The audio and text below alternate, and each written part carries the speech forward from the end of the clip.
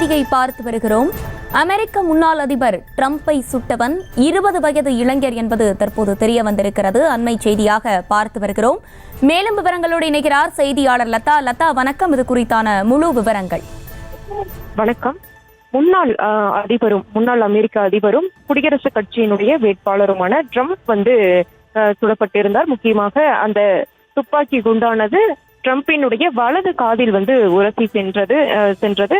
தொடர்ந்து அந்த சுடப்பட்ட மர்ம நபர் யார் என்ற விசாரணையானது தீவிரமாக நடைபெற்று வரக்கூடிய நிலையில் தற்பொழுது அந்த ட்ரம்பை சுட்டவன் 20 வயது இளைஞன் என்பது தெரிய வந்திருக்கிறது. அமெரிக்க முன்னாள் அதிபர் ட்ரம்பை துப்பாக்கியால் சுட்டவன் 20 வயது இளைஞர் என்பது தெரிய வந்திருக்கிறது. தாமஸ் மேத்யூ க்ரூஸ் என்ற 20 வயது இளைஞன் தான் ட்ரம்பை துப்பாக்கியால் சுட்டதாக போலீசார் தகவல் தெரிய வந்திருக்கிறது. தாமஸ் மேத்யூ க்ரூஸ் என்ற 20 வயது இளைஞன் தான் ட்ரம்பை சுட்டதாக FBI தகவல் ஆனது தெரிய வந்திருக்கிறது. முக்கியமா பார்த்தோம்னா இவன் இந்த 20 வயது இளைஞன் பென்சில்வேனியாவினுடைய பெத்தல் பார்க் பகுதியை சேர்ந்தவன் என்பதும் கூட அந்த விசாரணையில் தெரிய வந்திருக்கிறது. முக்கியமா பார்த்தோம்னா முன்னாள் அதிபரும் குடியரசுக் கட்சியினுடைய வேட்பாளருமான ட்ரம்ப் சுடப்பட்டு இருந்தார். அந்த துப்பாக்கி குண்டானது வலது கையில் உரசி சென்றதில் ரத்த கசிவு ஏற்பட்டு சிகிச்சைக்கு அனுப்பப்பட்டிருந்த அவர் தற்பொழுது நலமாக இருக்கிறார். அவர் வீடு திரும்பி இருக்கிறார்.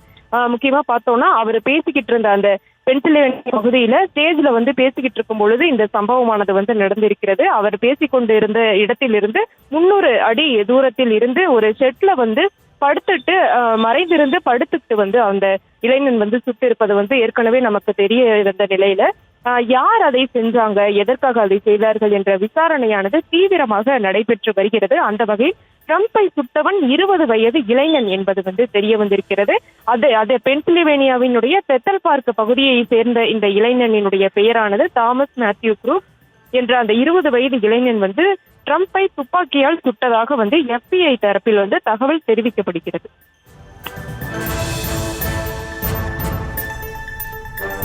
விவரங்களை வழங்கியமைக்கு நன்றி லதா.